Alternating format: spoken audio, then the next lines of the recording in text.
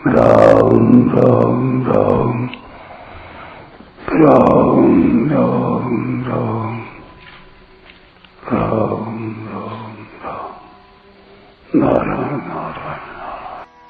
यद्यपि कामना की इस तृतीय अवस्था में मनुष्य की दृष्टि अपने वास्तविक उद्देश्य की तरफ यानी परमात्मा प्राप्ति की तरफ नहीं जाती, तथापि किन्हीं पूर्व संस्कारों से वर्तमान के किसी अच्छे संग से अथवा अन्य किसी कारण से उसे अपने उद्देश्य की जागृति हो जाए तो उसका कल्याण भी हो सकता है।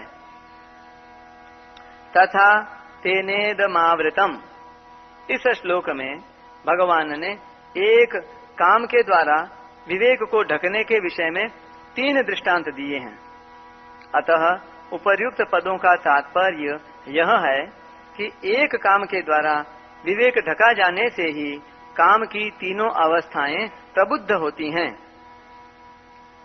कामना उत्पन्न होने पर उसकी ये 3 अवस्थाएं सबके हृदय में आती हैं, परंतु जो मनुष्य कामना को ही सुख का कारण मानकर उसका आश्रय लेते हैं और कामना को त्याज्य नहीं मानते, वे कामना को पहचान ही नहीं पाते, परंतु परमार्थ में रुचि रखने वाले तथा साधन करने वाले पुरुष इस कामना को पहचान लेते हैं।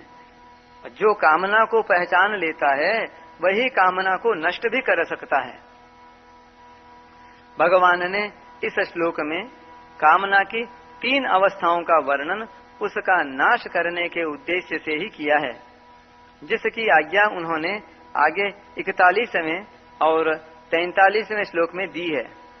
वास्तव में कामना उत्पन्न होने के बाद उसके बढ़ने का क्रम इतनी तेजी से होता है कि उसकी उपयुक्त 3 अवस्थाओं को कहने में तो देर लगती है, पर कामना के बढ़ने में कोई देर नहीं लगती। कामना बढ़ने पर तो अनर्थ परंपरा ही चल पड़ती है। संपूर्ण पाप, संताप, दुख आदि कामना के कारण ही होते हैं। अतएव मनुष्य को चाहिए कि वह अपने विवेक को जागृत रखकर कामना को उत्पन्न ही न होने दे।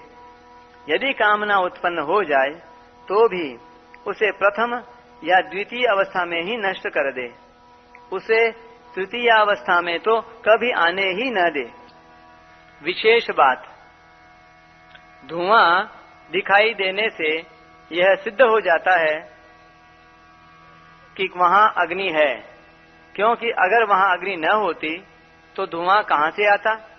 अतः जिस प्रकार धुएं से ढकी होने पर भी अग्नि के होने का ज्ञान, मैल से ढका होने पर भी दर्पण के होने का ज्ञान और जेर से ढका होने पर भी गर्भ के होने का ज्ञान सभी में रहता है, उसी प्रकार काम से ढका होने पर भी विवेक यानी कर्तव्य अकर्तव्य का ज्ञान सभी में रहता है, पर कामना के कारण वह उपयोग में नहीं आता।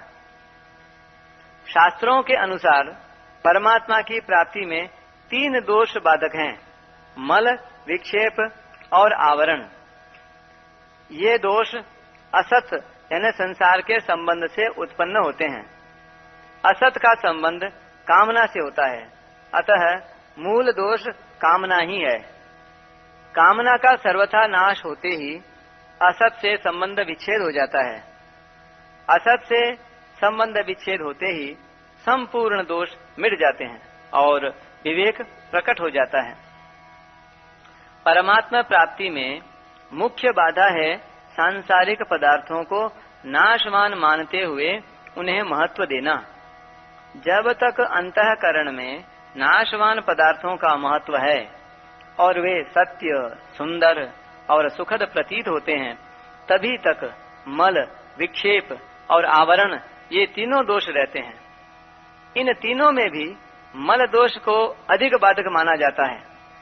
मल दोष यानी पाप का मुख्य कारण कामना ही है, क्योंकि कामना से ही सब पाप होते हैं। जिस समय साधक यह दृढ़ निश्चय कर लेता है कि मैं अब पाप नहीं करूंगा, उसी समय सब दोषों की जड़ कट जाती है और मल दोष मिटने लग जाता है। सर्वथा निष्काम होने पर मल दोष सर्वथा नष्ट हो जाता है।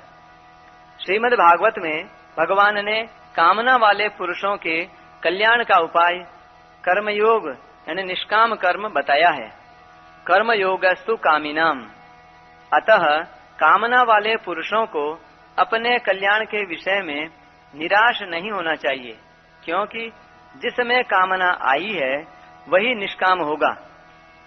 कर्मयोग के द्वारा कामनाओं का नाश सुगमता पूर्वक हो जाता है। छोटी से छोटी अथवा बड़ी से बड़ी प्रत्येक लौकिक या पारमार्थिक क्रिया करने में मैं क्यों करता हूँ और कैसे करता हूँ ऐसी सावधानी हो जाए तो उद्देश्य की जागृति हो जाती है। निरंतर उद्देश्य पर दृष्टि रहने से अशुभ कर्म तो होते नहीं और शुभ कर्मों को भी आसक्ति तथा फलेच्छा का त्याग करके करने पर निष्कामता का अनुभव हो जाता है और मनुष्य का कल्याण हो जाता है। परिशिष्ट भाव। परमात्म तत्व की प्राप्ति में कामना ही खास बाधक है। जैसे पानी से भरा हुआ घड़ा है और उसमें हमें दो काम करने हैं, उसको खाली करना है और उसमें आकाश भरना है, परंतु वास्तव में हमें दो काम नहीं करने हैं, प्रत्युत एक ही काम करना है, घड़े को खाली करना है। घड़े में से पानी निकाल दें तो आकाश अपने आप भर जाएगा। ऐसे ही कामना का त्याग करना और परमात्मा को प्राप्त करना ये दो काम नहीं है। कामना का त्याग कर दें तो परमात्मा की प्राप्ति अपने आप हो जाएगी। केवल कामना के कारण ही परमात्मा अप्राप्त दिख रहे हैं।